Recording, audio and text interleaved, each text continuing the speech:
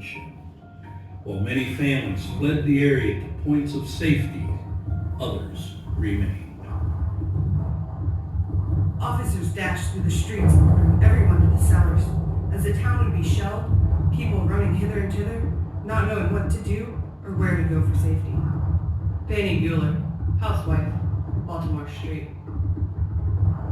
An officer rode his horse up on the pavement among the soldiers and said, "All you good people go down in your cellars or you will all be killed." We obeyed him at once. Several neighboring families had sought out our house, for it was large and well built with strong cellar walls of stone. Hardly were we all down in the cellar when we heard fighting all around the house. Albertus McCreary, age 15.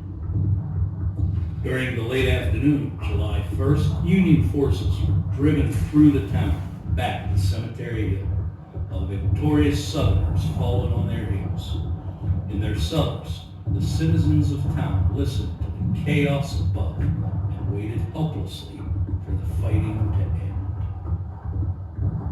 I will never forget the retreat. It was something terrible. No human words can describe it, and no one who was not on the scene can realize it. The orders came at 4 o'clock for everyone to go to the cellars. We stayed in ours for 2 long hours, and I will never forget them. Some of the retreating men went through our house, and the noise above our heads, the rattle of musketry, the screeching of shells, and the unearthly yells added to the terror and cries of the women and children. Sally Meyer, school teacher, age 21. There were several small windows in the walls, and their light cast shadows on the opposite wall, with men rushing back and forth. Those shadows filled all of us with horror. Albertus McCreary.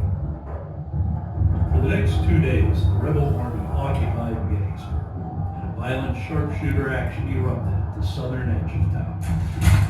Cannons fired over the town, and the citizens remained hidden.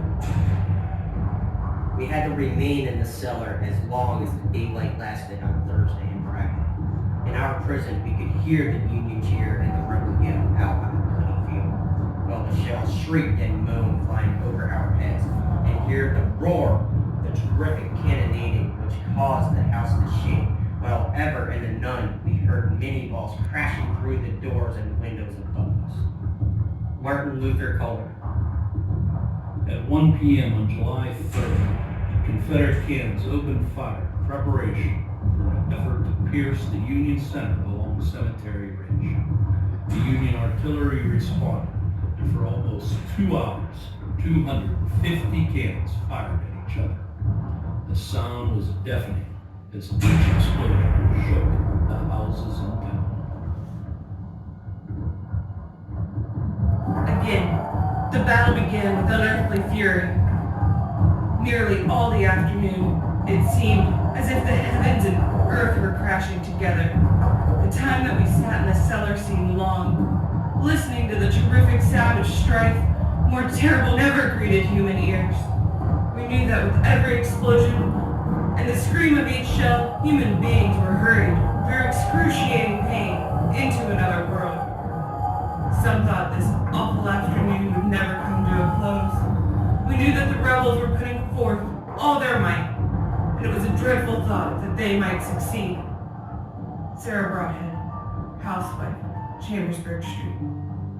On the 4th of July, Confederate forces retreated, and the Union Army recaptured the town. There was still violent sharpshooter action that day in the western and northern suburbs of Gettysburg. On July 5th, the Southern forces retreated, and many emerged from their houses for the first time in days. In the aftermath of the battle, there is much to be done.